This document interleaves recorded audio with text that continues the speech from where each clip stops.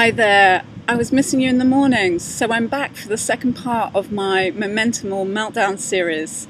And this week, I'm actually in the gardens of the Estoril Casino, hence wearing a suit, because I thought I would go in there for a little bit of a flutter after this. And I don't know whether you know this, but this casino is like the most famous casino in Europe. And the reason why that is because this is where Ian Fleming came up with James Bond, the James Bond. He either wrote the first book or, I don't know, came up with the idea or whatever it was, because it was where the spies used to hang out here.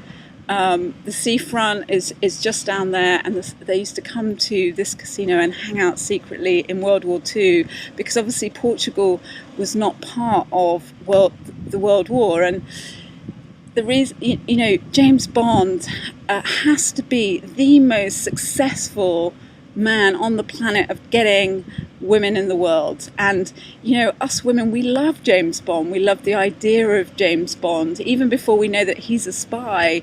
And most women in the bar or in the casino, they're always going to fall for James Bond.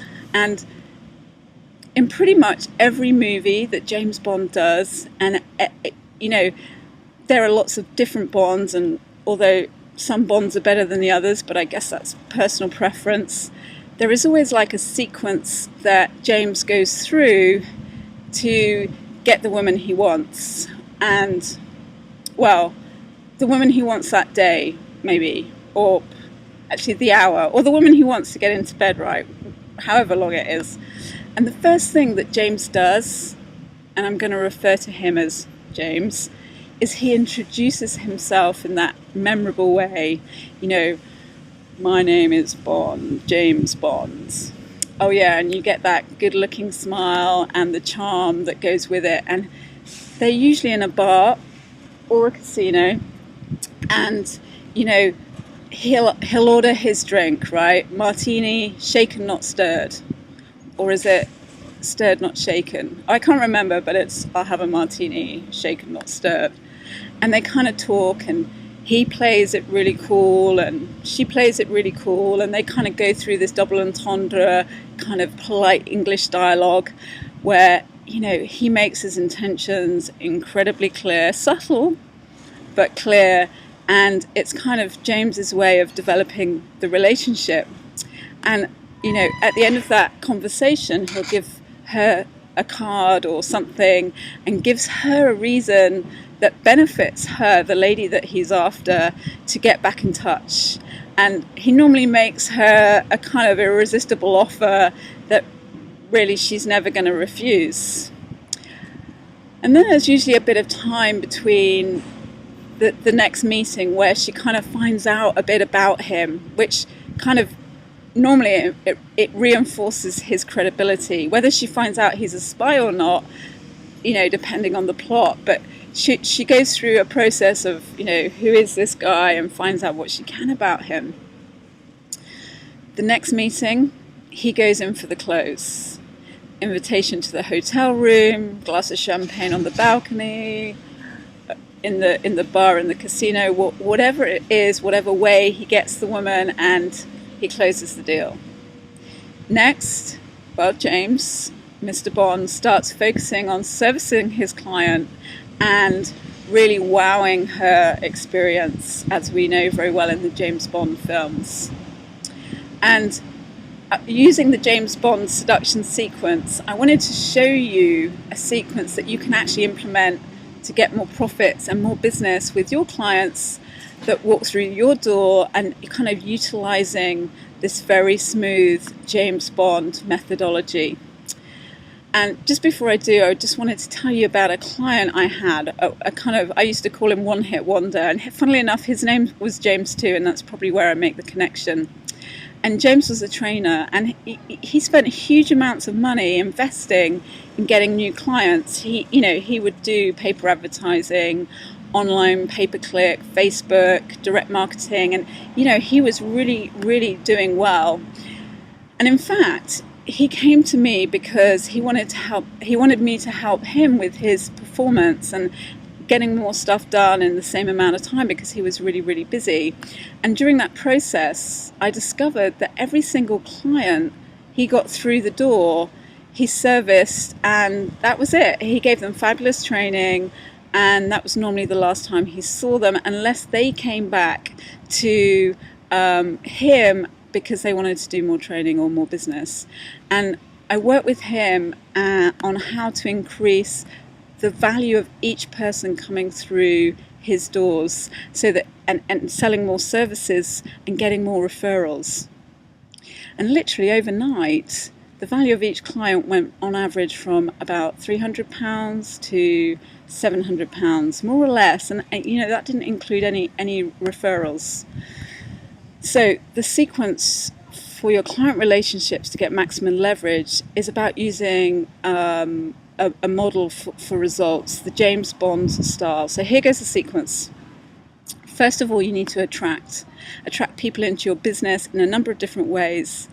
And the only intention of this first communication is about getting contact details. So, as much as you can, name, email, address, telephone number, mobile number, and you do this by giving them an irresistible offer that they can't refuse. So that's stage one. Secondly, you build trust, and using a number of different techniques, and depending on who you are and what you're selling them, it might be a third party statistics about what you sell and how much they need it that supports your pitch, right? Or it could be like some press about what you do, or it's like gives you some credibility in some newspaper, or it might be video testimonials from previous clients. It could be anything. It could be like an interview you've done. Whatever it is, it's in a sequence, and it's normally a combination. Always with a call to action. So the next step is, once you've got the credibility and you've built the relationship and you've got the trust, it's about closing the sale. So when they are ready, and you should be pre-closing them and dealing with any objections they have or whatever they do, you go in for the close, and you do the deal and go through all the agreement then. So the next stage is about wowing and delivering what you say you're going to deliver. And in my business, we have a mindset that our client relationships are here forever, for as long as we can make them be. And first we deliver what we say we're going to deliver, but we have an intention with every client we have about really wowing the experience with them and really building a longer term relationship. And like James, we like to give them unexpected bonuses, and we keep continuing to communicate and solve any problems that come up, so that it makes them feel fabulous and that they're doing business with the right people. And this goes on in a continual relationship building process every single month since we actually close the deal. So that's really, really important to develop those relationships, because then we can ask them for referrals. And we ask them for referrals at key stages of the relationship, so that those clients feel like they go, wow, what an amazing service, and I really want to refer you to people I know. So it's kind of specific timing in the sequence where we get those referrals.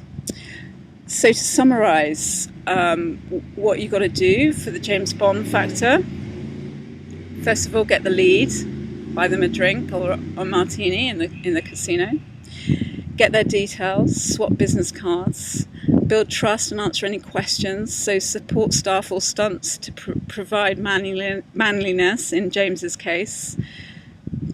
Fourth, close the sale. James would invite you to his room. 5, wow. I'm going to leave it up to your imagination what goes on in James Bond's room. And 6 is ask for the referrals. And actually, James Bond is too charming to ask for referrals, right? He's an English gentleman. But he always does get referred for the business, which always leads to other opportunities. So James Bond momentum or meltdown. Without a client sequence in your business, you end up leaving so much money, so much opportunity with the clients that you have, or you leave money on the table or in the casino, as for this video. You're leaving money on the table by servicing your clients' wants and not offering them more services, more products. And, you know, you spend a lot of time and effort getting new clients when you could actually be developing those relationships.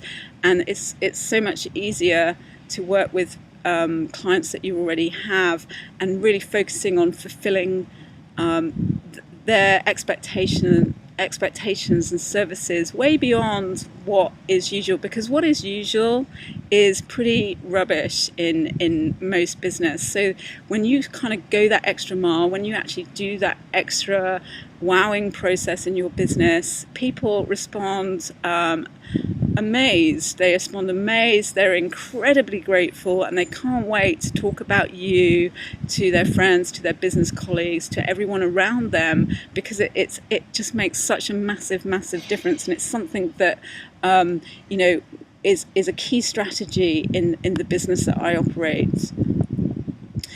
As for James, well, if you're a Bond girl and you don't get killed in action or in the film, he normally does give a bit of repeat business. And I'm sure that I'm not sure how many referrals the James Bond girl is going to give, because I know if I was in that position I wouldn't be referring him to my friends. So I guess that's where the metaphor ends. But I hope that you take the James Bond momentum and go and implement some of this in your business, because I guess you can never say never again. So I would just like to ask you before you go, if this was a useful post, I'd love you to write some comments underneath the blog post, just like, was this useful? What do you do at the moment? What is the sequence you take your clients through? And if there are any questions I can answer in the next post, then write them there. And as always, I always appreciate any comments you have. So thank you and goodbye from James Bond, creator of where he was when he first started writing the James Bond films at the casino in Estoril.